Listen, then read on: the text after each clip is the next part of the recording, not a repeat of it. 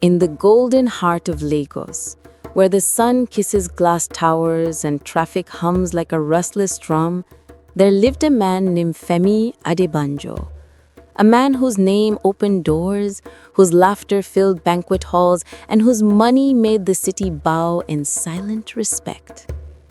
He was a man carved by success, tall, dark-skinned, eyes sharp like polished ebony, always dressed in spotless agbada that shimmered like daylight silk. To many, Femi was the proof that dreams could live in Lagos. But behind the smiles, behind the wealth, behind the scent of power, something fragile stirred. For Femi was a man divided, not by enemies, not by fate, but by love.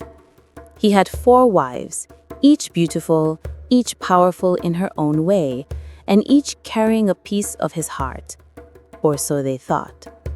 The first wife, Amina, was the jewel of Kanu, tall, light-skinned, her eyes lined with kajal, her voice sharp like a blade wrapped in velvet. Amina was beauty with ambition. She had married Femi when he was rising, when the oil contracts flowed, when the cars multiplied, when his name became a whisper of envy in men's hearts. But Amina loved more than his smile. She loved his throne.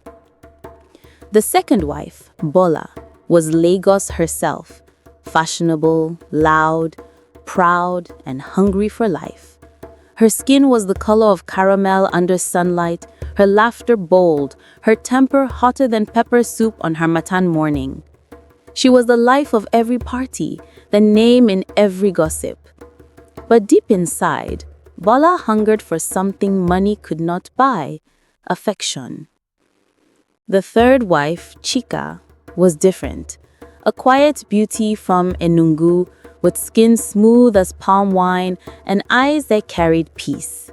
She had no taste for gold or noise, only love. She was the one who waited when Femi worked late, who prayed for him in silence, who saw the man, not the mogul. And then there was Dara, the youngest, fiercest, and most loyal of them all. A woman from Ibadan with a voice like thunder and courage like iron. She was not afraid of Femi, nor his empire. Her love was protection, her presence strength. Even Femi's guards respected her silence. Together, they lived under one roof, a mansion so large it breathed like a living thing. Chandeliers hung from ceilings that could touch the heavens. Marble floors mirrored every emotion that walked across them. But in that house, love was not a feast. It was a battlefield. Amina and Bola ruled with pride, whispering together like wind in the market square. They watched Chika's calmness and Dara's strength with jealousy that burned like fire. Femi, blinded by his responsibilities and ego, didn't see the storm building behind those jeweled smiles. One evening, as Lagos traffic sang its endless song outside, the wives gathered in the main living room. The air smelled of jasmine and danger. Amina's gold bangles jingled as she poured wine into crystal cups. Have you not seen how Chika's children are favored these days? Femi hardly looks at anyone else's. Even Dara walks with the pride of a queen, she said, her tone dripping with charm. Bola smirked, tossing her braids. Favor is like Lagos rain. Today it falls here, tomorrow it moves. But yes, perhaps we should remind our dear husband who built this house with him. Their laughter was soft, dangerous, the kind that made even the walls listen. From the hallway, Dara stood watching. Her eyes narrowed slightly, sensing the poison in their voices. She said nothing, but her heart grew heavy. That night, when the moon stood high above the lagoon, Femi sat on his balcony. Cigar in hand, the city lights painting his reflection gold. Chika approached quietly, a wrapper tied around her waist, her hair braided neatly. "My husband," she said softly, "I fear peace is leaving this house." Femi chuckled without looking at her. Peace, my dear. Peace never stays where wealth sleeps. Let them talk, as long as they do not cross the line. But Femi didn't know that the line had already been crossed. Days passed, then weeks. Amina and Bola began to whisper beyond walls, calling on friends with spiritual powers, people who knew the language of shadows. In Lagos, where the ancient meets the modern, even the most powerful men fear what cannot be seen. They wanted Femi to bend, to fall, to lose what made him stand above them. But destiny, destiny is a stubborn traveler. It does not take shortcuts through wickedness.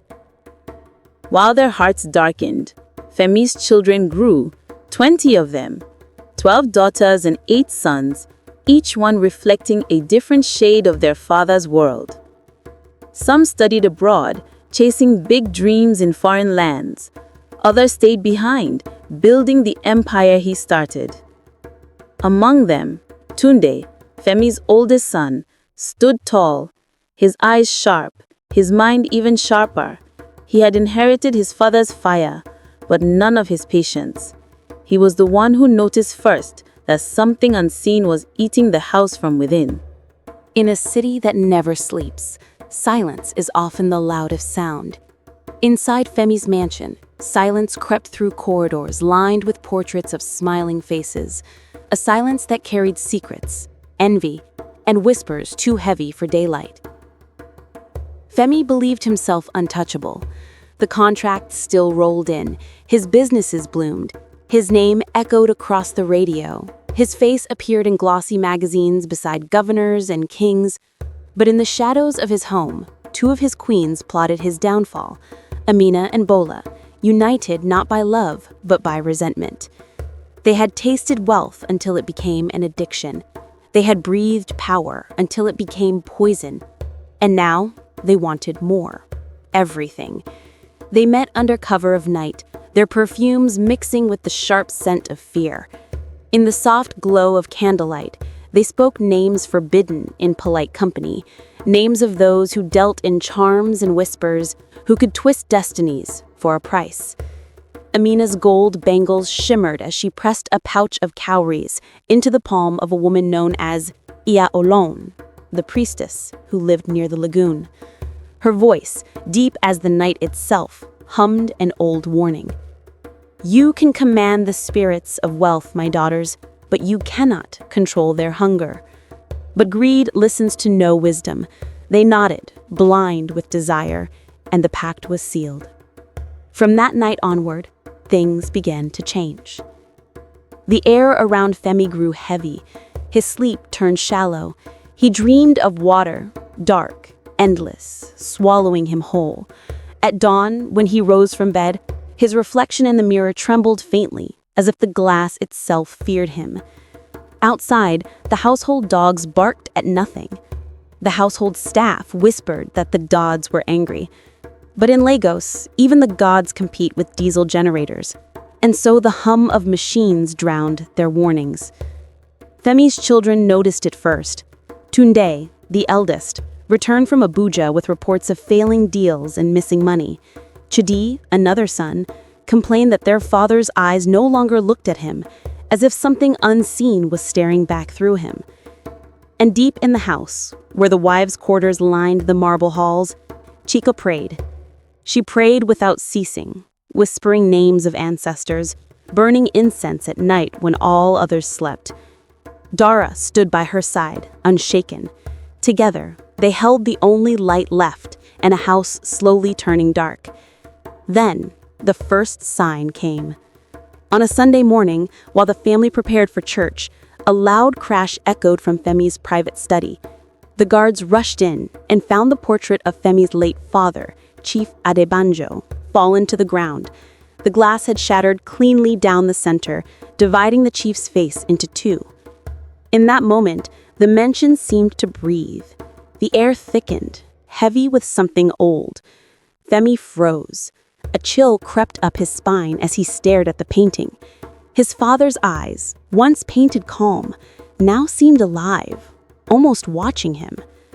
That night, Femi couldn't sleep. He sat alone, clutching his father's old walking stick, the scent of camphor thick in the air. A soft wind brushed his ear, carrying a whisper not of this world. A man who forgets balance will find wealth without peace. The voice faded, but Femi's fear did not. He called for Chika the next morning. His voice trembled for the first time in years. "I feel something wrong," he said. "Something around me." Chika's eyes filled with quiet understanding. "You are surrounded not by enemies, my husband, but those who call themselves your own." But before Femi could ask what she meant, chaos erupted downstairs. Amina and Bola were screaming, accusing Dara of witchcraft. They claimed she had stolen their jewelry, poisoned their wine, cast shadows over their rooms. The servants gathered, eyes wide, unsure whom to believe. Femi stormed down, his anger cutting through the noise like thunder. Enough was enough. He demanded proof. None came, but Amina's tears fell like broken glass, sharp, dramatic, rehearsed. Bola clutched her chest, fainting into the arms of a maid. The act was perfect, and for a moment even Femi's heart wavered. Dara stood silently through it all, her jaw tight, her eyes fierce. She said nothing, only turned and walked away. But the house felt it. The ancestors felt it. That night, as the rain fell over Lagos, lightning struck the front gate, splitting it in half. The metal burned with strange fire that refused to die until dawn. The neighbors said it was coincidence. The elders knew better. Something had been awakened. And in the morning, Iya Olone, the very priestess who had taken Amina and Bola's offering, was found dead by the lagoon. Her hut turned to ash. Panic spread. The wives grew restless. Bola could no longer sleep. She claimed she saw faces in mirrors. Amina's beauty began to fade, her skin pale and cold, no matter the sun. Femi called for a cleansing, a family prayer led by the old priest from his hometown. The man arrived that evening, his eyes wise, his voice slow. He walked through the mansion with a burning calabash, chanting words from a time before Lagos had streetlights. Then he stopped, right before Amina's door. The air there was heavy, thick with the smell of perfume and fear. He lifted a staff and said softly, "Whatever sleeps here is not human." Amina's scream pierced the night. Candles exploded, glass shattered, and the mansion trembled as if struck by a storm. When silence finally returned, she was on the floor, shaking. Her gold bangles blackened, as if burned from within. Femi fell to his knees, tears in his eyes, realizing too late that wealth cannot buy peace. By sunrise, Amina and Bola were gone, vanished from the mansion without a word. Femi never saw them again. Some say they fled to Ghana. Others say the lagoon claimed them. But those who know the old ways believe the spirits they called refused to be silenced. Femi lived on, quieter, humbler. He turned his wealth toward the poor, built schools and clinics, and never again spoke the language of pride. And in the quiet of each night, when the city lights reflected on the lagoon, he still heard that voice, his father's voice, whispering through time. A man who forgets balance will find wealth without peace. Time moved, as it always does. The city healed, though the scars of its stories remained written on the walls of those who survived. Femi had changed. The once flamboyant man who threw parties that made even the politicians envious had become a quiet shadow of himself. He no longer sought headlines, nor did he bask in luxury. He rose with the sun, prayed before the ancestors' shrine, and walked barefoot through his compound, a man learning to breathe again. His mansion, once filled with laughter and gossip, had become a sanctuary. Only 2 wives remained, Chika, gentle as morning dew, and Dara, fierce as the storm but loyal as the earth beneath her feet. Together they mended what greed had broken. And the children, children, they grew like the city itself, bright, restless, ambitious. Tunde, his first son, rebuilt his father's business, but with integrity, not pride. He refused the shortcuts of corruption, choosing honesty over speed. Chidi became a scholar, teaching history at the University of Lagos, warning young minds about the blindness of greed. Among the daughters, Adaze and Amara led charity programs for women and children in Makoko, building shelters from the ruins of their mother's mistakes. Each of them carried a lesson, born not of wealth, but of pain. One quiet evening, as the sun melted behind Third Mainland Bridge, Femi sat with his family under the old almond tree. The air smelled of fried plantain from the neighbors, the kind of scent that made Lagos feel alive. He looked at his children, 20 in all, and saw not wealth, not heirs, but souls. He spoke softly, his voice cracked but clear. My children, wealth is not evil, but wealth without peace is a curse. I built an empire, but I forgot the foundation, love, balance, and respect for the ancestors. Never trade your spirit for silver, nor your peace for pride. A hush fell upon them. Even the birds above seemed to listen. Then from nowhere, a soft wind brushed his cheek. Warm, familiar. He smiled, for he knew that touch. It was his father's spirit, Chief Adebanjo, watching again. The drums of the ancestors rolled in the distance, faint but steady, a rhythm that had crossed from the unseen world. Scene shift. Lagos night. The lagoon glows with reflections of city lights. The camera drifts through Femi's compound. In the heart of the mansion, a new shrine stood, smaller, humbler, but powerful. Calabashes filled with water, a white cloth spread neatly, palm oil lamps flickering. Dara tended the flame. Chika offered kola nut and whispered a prayer for the women who lost their way.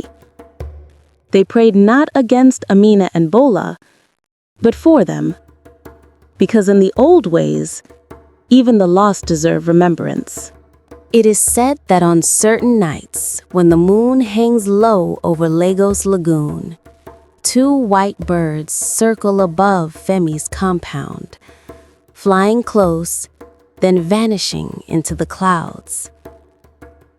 The elders say those are Amina and Bola's spirits, still circling the place they tried to destroy, now at peace, finally set free.